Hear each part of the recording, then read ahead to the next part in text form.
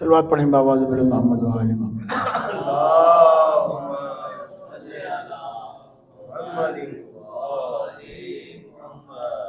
ما شاء اللہ لا حول ولا قوة الا باللہ العلی العظیم۔ اعوذ باللہ من الشیطان اللعین الرجیم بفضل بسم اللہ الرحمن الرحیم وبہ نستعین وهو خیر ناصر ومعین۔ الحمدللہ وکفا وسلام علی عبادہ الذین اصطفى۔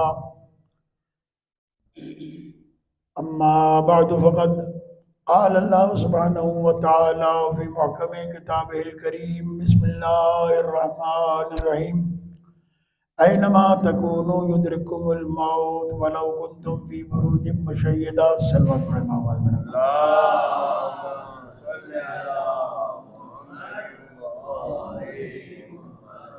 عزیزان گرامی، سب سے اہم مسئلہ اس وقت زمانے میں یہ ہے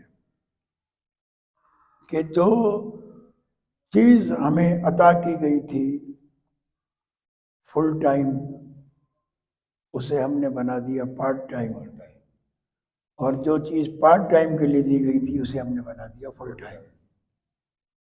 دنیا کے تمام معاملات ہیں پارٹ ٹائم، جز وقتی، اور عبادت ہے کل وقتی۔ اس سلسلے میں سب سے اہم بات یہ ہے کہ جب انسان موت کو بھول جاتا ہے پھر اسے دنیا ہی نظر آتی ہے، آخرت نظر نہیں آتی۔ انسان اپنی زندگی کو بچانے کے لیے ہزار ہیلے کرتا ہے، یہ ڈاکٹر، یہ حکیم، یہ آپریشن، یہ دوائیں اور یہ ٹونک۔ بڑا خوبصورت جملہ ہے معصوم کا، کہا دنیا والے اس چیز سے بچنا چاہتے ہیں جس چیز سے بچ نہیں سکتے، اور اس چیز سے نہیں بچتے جس سے بچا جا سکتا ہے۔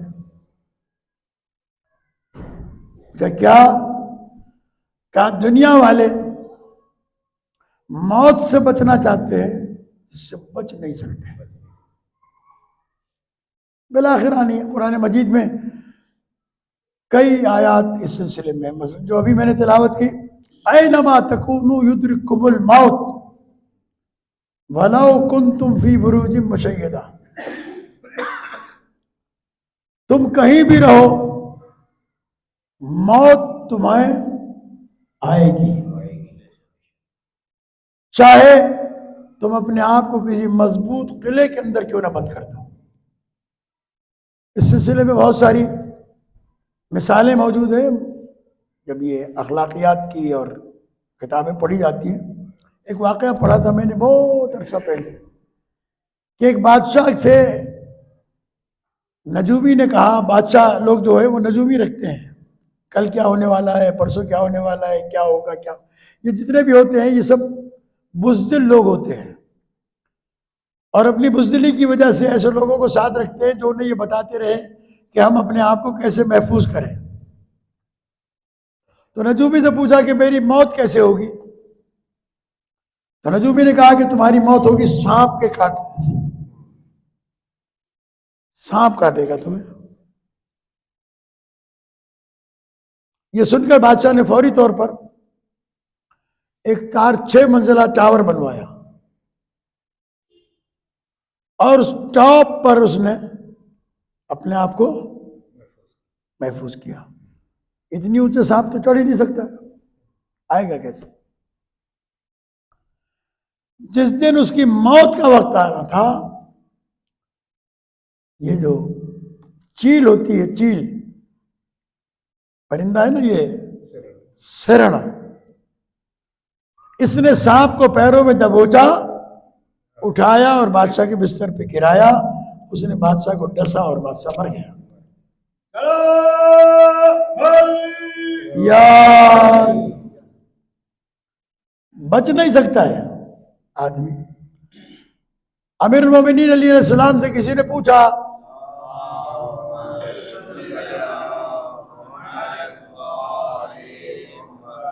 بلند تر صلوات پڑھیں محمد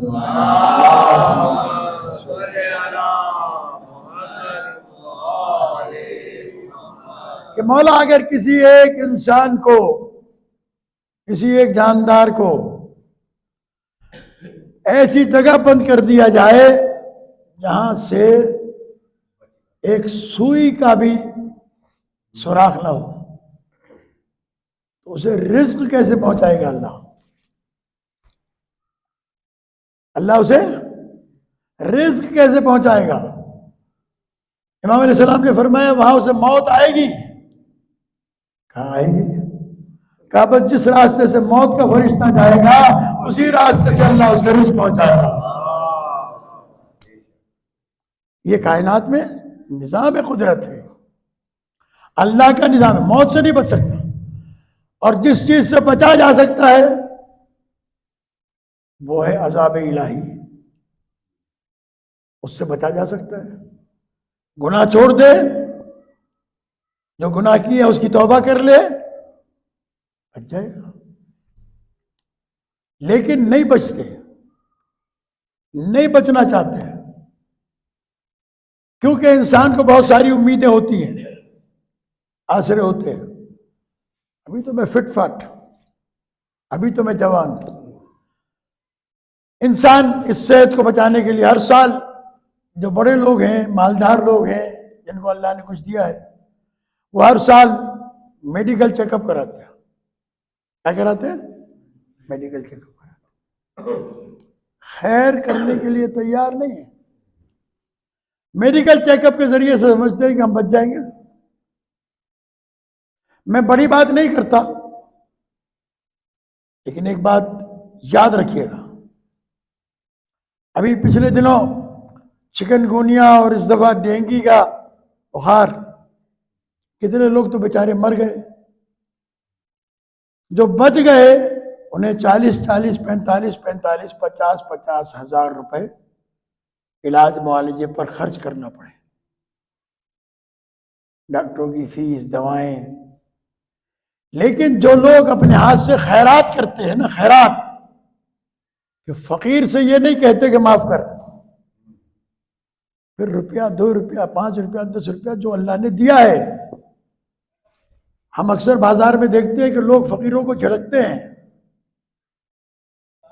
فقیروں سے جھگڑا کرتے ہیں.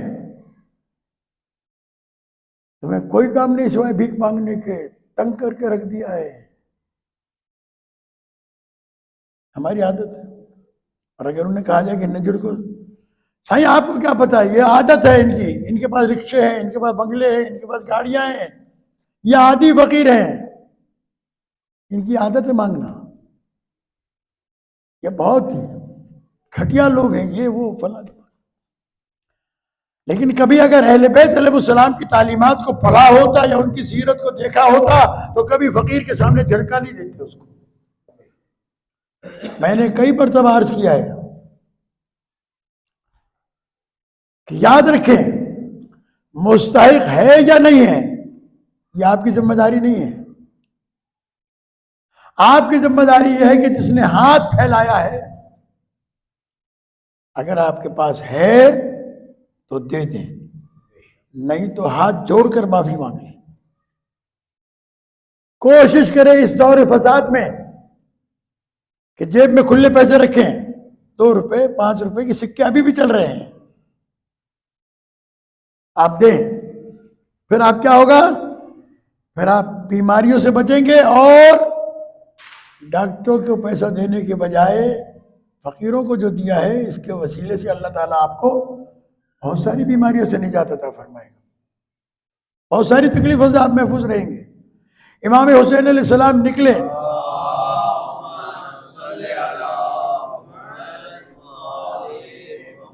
خانہ کعبہ کا طواف کر کے اپنے دوستوں کے ساتھ جا رہے تھے. راستے میں ایک فقیر کھڑا ہوا تھا جو بھیک مانگ رہا تھا. ایک بچہ بھی جانتا ہے کہ جو روڈ کے کنارے کھڑا ہو، ہاتھ پھیلایا ہوا ہو، فقیر جانتے کہ یہ کون ہے؟ بیگر، بھکاری، فقیر، بھیک مانگنے والا. امام علیہ السلام نے اپنے دوستوں سے پوچھا یہ کون ہے؟ تو جسے آپ کا بچہ بھی جانتا ہے اسے امام نہیں جانتے تھے کیا؟ سوچیں، امام جانتے تھے یا نہیں؟ پھر کیوں پوچھا امام نے کہ یہ کون ہے؟ تاکہ سمجھائیں، بتائیں کیا اس چیز کو سوچنے کی ضرورت ہے اور غور کرنے کی ضرورت ہے۔ امام نے فرمایا یہ فقیر نہیں ہے جسے تم گداگر سمجھ رہے ہو، یہ گداگر نہیں ہے، یہ تمہارے میزان اعمال کا پلہ ہے۔ کہتا ہے کچھ اس میں ڈالو تاکہ تمہاری نیکیوں میں اضافہ ہو جائے۔ ہم فقیر کو ہاتھ پھیلانے کے باوجود نہیں دیتے۔ معصوم فقیر کو دینے کے وقت اپنا ہاتھ پھیلاتے تھے، کہتے تھے اٹھا، میں تیرا ہاتھ پھیلوانا نہیں چاہتا اپنے ساتھ۔ معصوم جب دیتے تھے کسی کو ایسے نہیں دیتے تھے، ایسے دیتے تھے یہاں رکھ کر۔ امام حسن مصطفیٰ علیہ السلام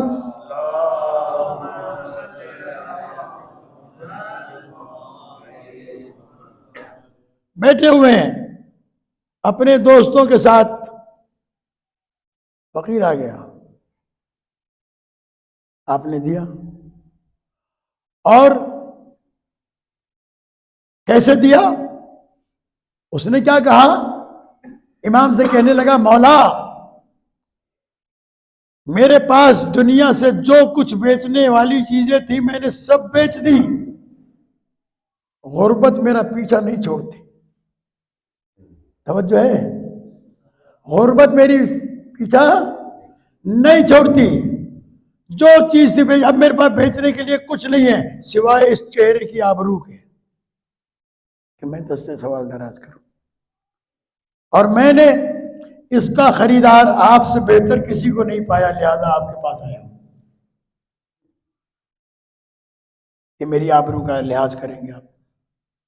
امام علیہ السلام اٹھ کر گھر میں گئے، حرم سرا میں گئے، 20,000 درہم،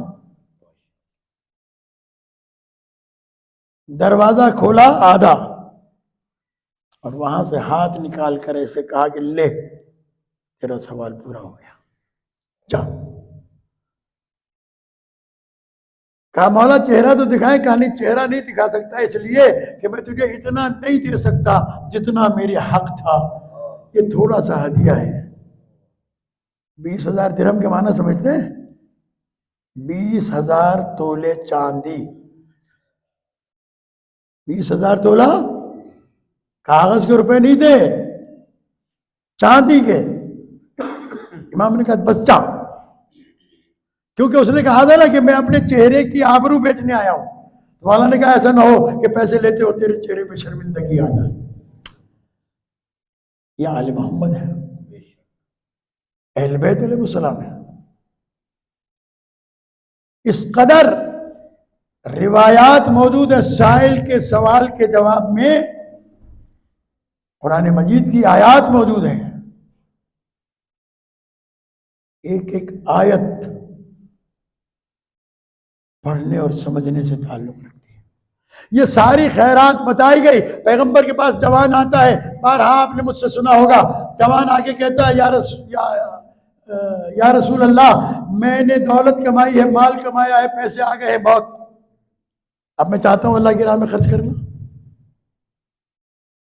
لیکن مجھے یہ پتہ نہیں چلتا کہ کون مستحق ہے اور کون مستحق نہیں ہے۔ آپ نے ارشاد فرمایا اس کو بھی دے جو مستحق ہے، اس کو بھی دے جو مستحق نہیں ہے، اس لیے کہ پھر خدا تجھے وہ بھی دے گا جس کا تو مستحق ہے، اور وہ بھی دے گا جس کا تو مستحق نہیں ہے۔ صلوات پڑھے باواز بلند محمد و آلہ۔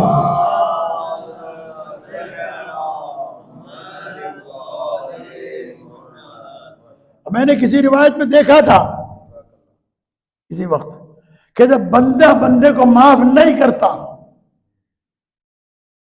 کہتا جا ادھر سے، نہیں دیتا، اور پھر اللہ کے سامنے ہاتھ پھیلاتا ہے، خدا کہتا ہے تم مجبور ہو کر میرے بندے کے ساتھ تعاون کرنے کو تیار نہیں، میں مختار ہو کر تیرے ساتھ کیسے تعاون کروں، نکل ادھر سے۔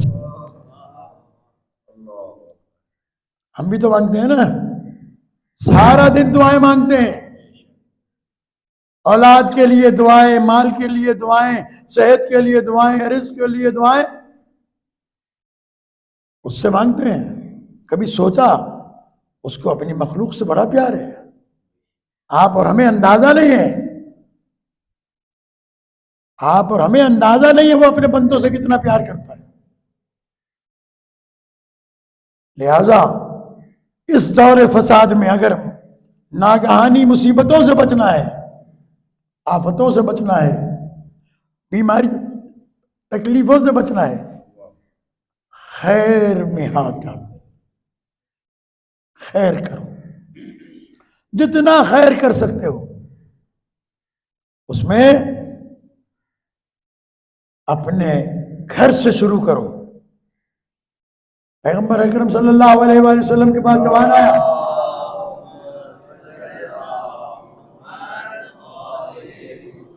یا رسول اللہ مجھے اللہ نے مال دیا ہے، میں اللہ کی راہ میں خرچ کرنا چاہتا ہوں، مجھے طریقہ نہیں آتا کیسے خرچ کروں، طریقہ نہیں آتا کیسے خرچ کروں۔ آپ نے فرمایا کہ سب سے پہلے ماں باپ پر خرچ کر۔ کس پر؟ ماں باپ پر خرچ کر۔ اس کے بعد اپنے بیوی اور بچوں پر خرچ کر۔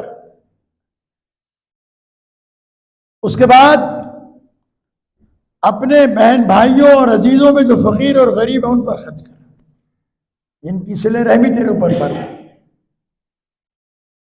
پھر اس کے بعد اپنے پڑوسیوں پر خرچ کر جو ضرورت مند ہیں۔ پڑوسی ہندو ہے، مسلمان ہے، یہودی ہے، عیسائی ہے، اس سے کوئی تعلق نہیں،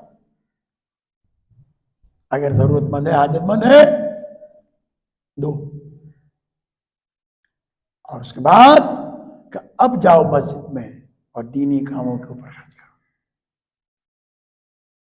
اب دینی کاموں پہ خرچ کرنے کا وقت ہے۔ معذرت کے ساتھ ہمارا معاشرہ ایسا بن گیا ہے کہ ہم ہر سال بلا ناغہ عمرے پہ جاتے ہیں، ہر سال مشی پر جاتے ہیں، لیکن نہ ماں باپ کا پتہ ہے، نہ بہن بھائیوں کا پتہ ہے، نہ عزیزوں کا پتہ ہے، نہ بیماروں کا پتہ ہے۔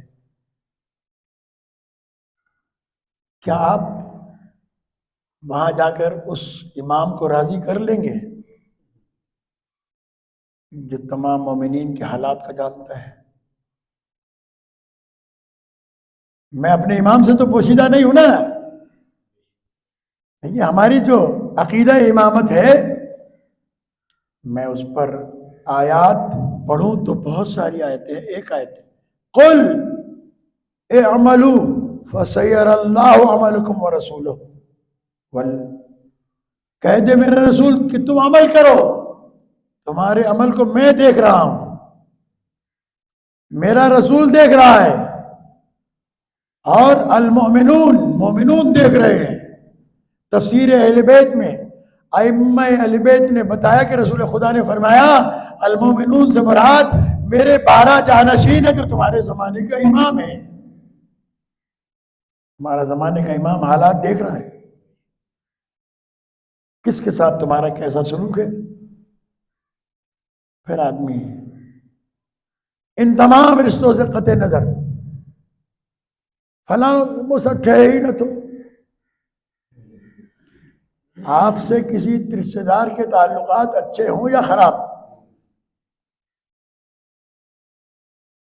آپ نے اگر اس کے ساتھ میں صلہ رحمی کرنی ہے تو یہ ایسا ہی ہے جیسا نماز پڑھنی ہے۔ آپ عبادت کریں، اس کے ساتھ اچھائی کریں، آپ قطع رحمی نہ کریں۔ اور یہ موت فجا کا زمانہ ہے، تکلیفوں کا زمانہ ہے، حادثاتی اموات کا زمانہ ہے، روزانہ آپ کے سامنے ہے۔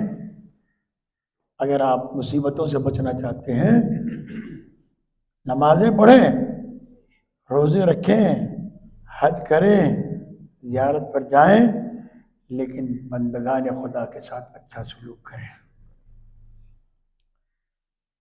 ایک حدیث سنا کر دو جملے مصائب کے تاکہ مجلس مکمل ہو جائے.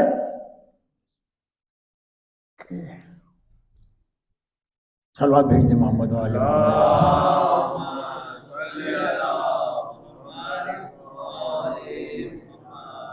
سرور کائنات صلی اللہ علیہ وآلہ وسلم کائنات کا اللہ کے بعد سب سے بڑا رتبے والا پیغمبر انسان، ان سے بڑا کوئی نہیں. علامہ اقبال نے کہا تھا نا، بعد از خدا بزرگ تو ہی قصہ مختصر ہے. جی، اور اس کے بعد اللہ اور رسول کے بعد جو سب سے بڑا آدمی ہے وہ علی علیہ السلام ہے. رسول اللہ سے بڑا کوئی انسان نہیں، رسول کے بعد علی علیہ السلام سے بڑا کوئی انسان نہیں.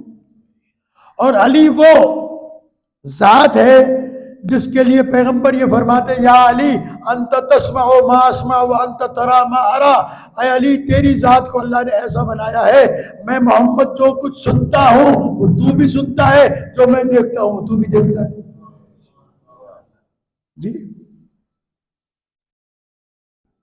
جو میں سنتا ہوں تو بھی سنتا ہے، جو میں دیکھتا ہوں تو بھی دیکھتا ہے. وہ علی سوال کرتے ہیں یا رسول اللہ جعلت فداک ما الدین، میں آپ پر قربان ہو جاؤں، یہ بتائیں دین کیا ہے؟ سرور کائنات صلی اللہ علیہ وآلہ وسلم نے جواب دیا، فرمایا کہ یا علی ان دین اللہ، بے شک اللہ کا دین کیا ہے؟ اب وہی رہو، میں سنا او بابا او سنا وہی رہو. اللہ کا دین کیا ہے؟ ان دین اللہ، کیا ہے اللہ کا دین؟ التعظیم لامر اللہ والشفقت علی خلق اللہ. اللہ کے حکم کی تعظیم کرنا، جہاں وہ کھڑا کرے وہاں کھڑے ہو جاؤ، جہاں بٹھا دے وہاں بیٹھ جاؤ، اس کے حکم کی تعمیل کرنا، تعظیم کرنا. اور دین کا دوسرا حصہ کیا ہے؟ والشفقت علی خلق اللہ، اللہ کی مخلوق پر شفقت، اللہ کی مخلوق پر شفقت. مخلوق کا لفظ بتا کر یہ بتا دیا کہ رشتہ دار اور عزیز اور مومن اور مسلمان ہونا تو دور کی بات ہے، مخلوق خدا پر شفقت کرے. میں انشاءاللہ بس 2-3 منٹ اور ہیں میرے پاس، میں وقت معین کیا ہے. چھٹے امام جا رہے تھے،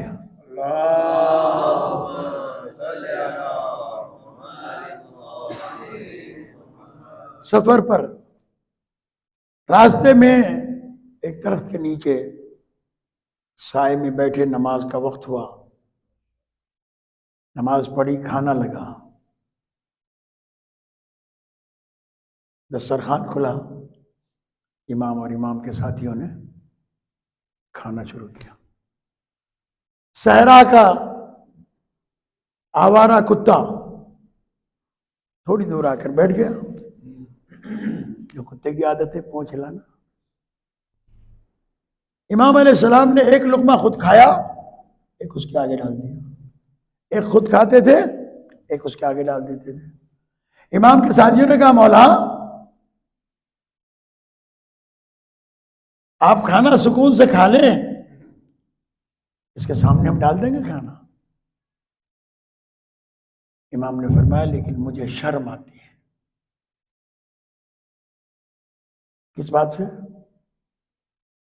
اس بات سے کہ میں کھاتا رہوں اور مخلوق خدا نہیں، مخلوق خدا میرا منہ تکے، میرا منہ دیکھے.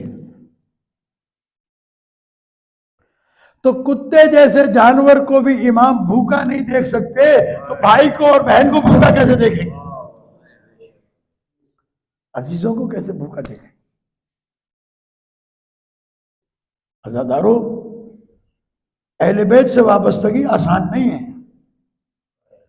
لیکن جسے معرفت ہو جائے. چھٹے امام علیہ السلام کی بارگاہ میں ایک مومن آیا. سلوات ذرا زور سے پڑھ دے تاکہ اچھی طرح.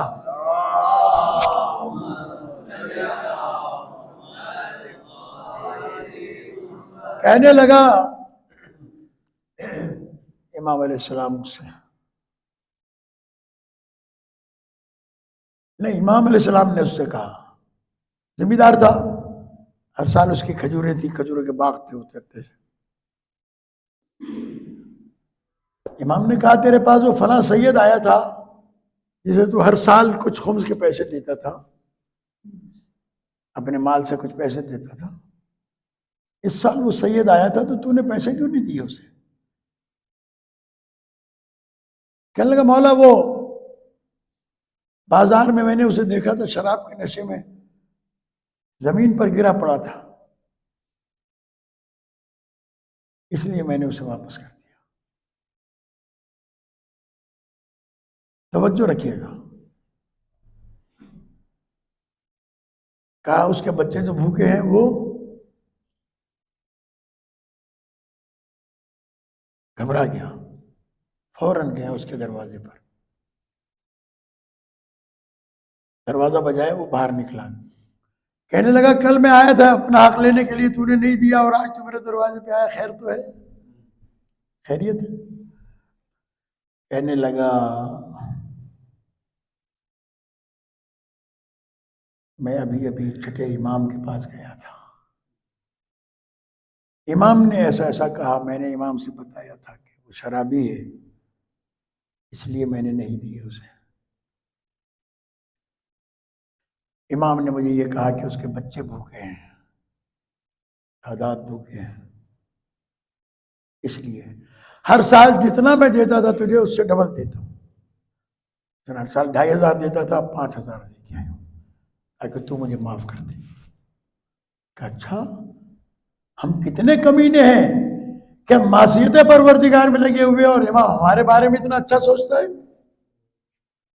ہمارے امام کو ہمارا اتنا خیال ہے. سجدے میں گر گیا, بآواز بلند کہا کہ یا اللہ گواہ رہنا, آج میں تیری زمین پر سر رکھ کے گواہی دیتا ہوں کہ آج کے بعد گناہ نہیں کروں گا. تو نے ایسے اچھے امام ہمیں دیا. اب اندازہ ہوا آپ کو کہ امام پردے غیبت میں ہے لیکن ہم سے غافل نہیں.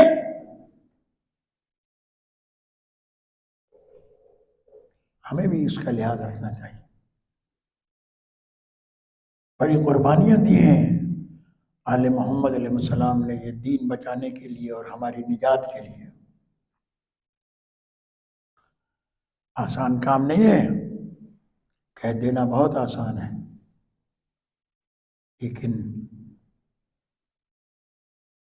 اگر انسان تصور کرے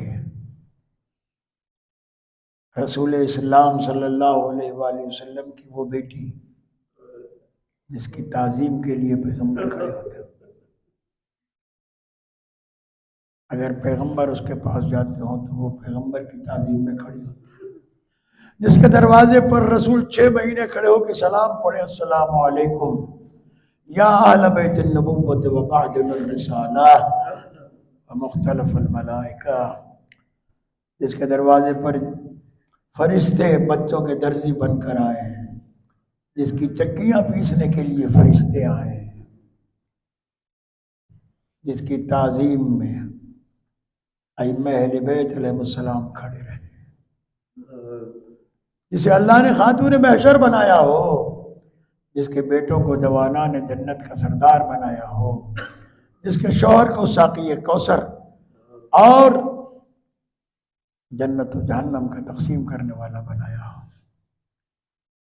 وہ بی بی مولائے کائنات سے کہتی ہے, بی بی کہتی ہے میں دعا کرتی ہوں آپ آمین کہیں, یا علی میں دعا کرتی ہوں آپ آمین کہیں. امام نے فرمایا کہو کیا کہتی ہو؟ کہا اللہم عجل وفاتی, اے اللہ میری موت مجھے جلدی دے, اب میں زندہ رہنا نہیں چاہتا.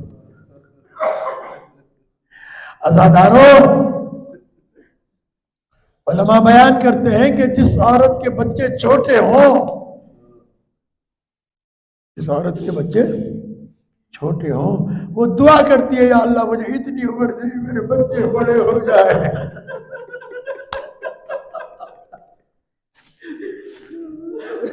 یا اللہ میرے بچے بڑے ہو جائیں، پھر مجھے موت آئے، اتنی زندگی دے میں اپنے بچوں کو پروان چلا سکوں۔ اور آزاداروں، علماء بیان کرتے ہیں لڑکے یتیم ہوتے ہیں جب باپ مر جائے، بیٹیاں یتیم ہوتی ہیں جب باپ مر جائے۔ اجرکم اللہ، اجرکم اللہ، اللہ تعالیٰ آپ کو سوائے کبھی حسین کی کوئی بات نہیں۔ کتنا عجیب مرحلہ ہے کہ میری شہزادی بابا کی قبر پہ جاتی ہے۔ عزاداروں، ایک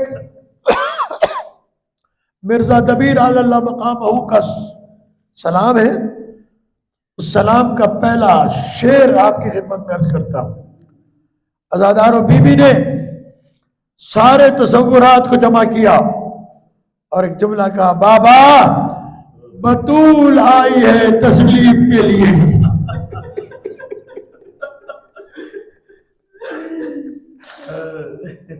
بابا بطول آئی ہے تسلیم کے لیے، اٹھیے یتیم بیٹی کی تعظیم کے لیے۔ اب آپ کے بعد مسلمانوں نے مجھے پرسہ تو نہیں دیا، بابا مسلمان میرے دروازے پر آگ لے آئے، مسلمانوں نے میرا محسن شہید کیا۔ بابا آپ کی بیٹی اب سیدھے ہاتھ میں تسلیمیں لے کر نہیں پڑ سکتی۔ بس عزاداروں، رونے کے لیے جملے کافی ہیں، مجھ سے زیادہ مصائب پڑھے نہیں جاتے، میں پڑھ نہیں سکتا۔ عزاداروں، علماء نے لکھا ہے کہ شہزادی نے دروازہ گرنے کے بعد کوئی نماز علی علیہ السلام کے سامنے نہیں پڑھی۔ پوچھا کیوں نہیں پڑھی؟ کہا جب نماز پڑھی جاتی ہے تو سجدے میں دونوں ہاتھ زمین پر رکھے جاتے ہیں، قنوت پڑھا جاتا ہے تو دعا کے لیے ہاتھ اٹھائے جاتے ہیں۔ سیدہ کا ہاتھ پہلو سے ہٹتا ہی نہیں تھا، اس لیے دروازہ بند کر کے پڑھتی تھی، کہیں ایسا نہ ہو علی کو پتہ چل جائے۔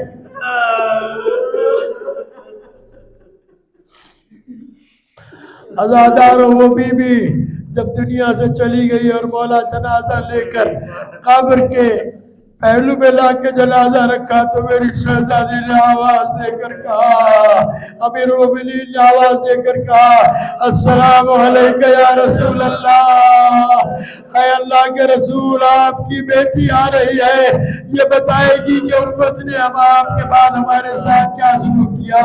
اے اللہ کے رسول، میں آپ کو دفن کر کے گیا تھا تو میں فاطمہ سے اپنے دکھ بیان کرتا تھا، اب مجھے بتایا علی تنہا ہو گیا، میں بچوں کو سنبھالوں یا اپنے دکھ بیان کروں گا۔ اے اللہ کے رسول، قبر میں اتارنے کے لیے 2 آدمی چاہیے ہوتے ہیں، میرے بچے چھوٹے ہیں، قبر میں اکیلا کیسے اتاروں؟ قبر سے 2 ہاتھ برآمد ہوئے، آواز آئی، لاؤ علی میری بیٹی۔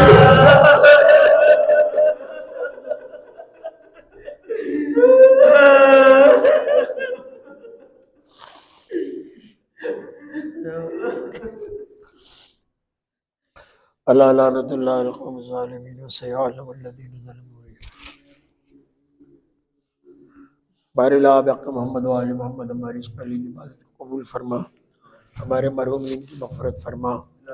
بارے لا خاص طور پر میرے والدین اور ہمارے آفتاب بھٹی صاحب کے والد اور ان کے خاندان کے جو مرحومین ہیں ان سب کی مغفرت فرما، حاضرین کے مرحومین کی مغفرت فرما، ان کے درجات کو بلند فرما، بیماروں کو شفا عطا فرما، خاص طور پر ہمارے شریف بہر میں جلد سے احتیاطی عطا فرما۔ ہمارے منظور شاہ صاحب کی طبیعت بھی ٹھیک نہیں رہتی، بارے لا ان کو بھی صحت عطا فرما۔ بارے لا بحق محمد و آل محمد، ہماری دعاؤں کو مستجاب فرما، ہماری دعاؤں کو قبول فرما۔ ربنا تقبل منا انك انت السميع العليم برحمتك يا ارحم الراحمين۔ بحق محمد و آل الطاہرین۔ ایک مرتبہ سورہ فاتحہ 3 مرتبہ سورہ اخلاص پڑھ کر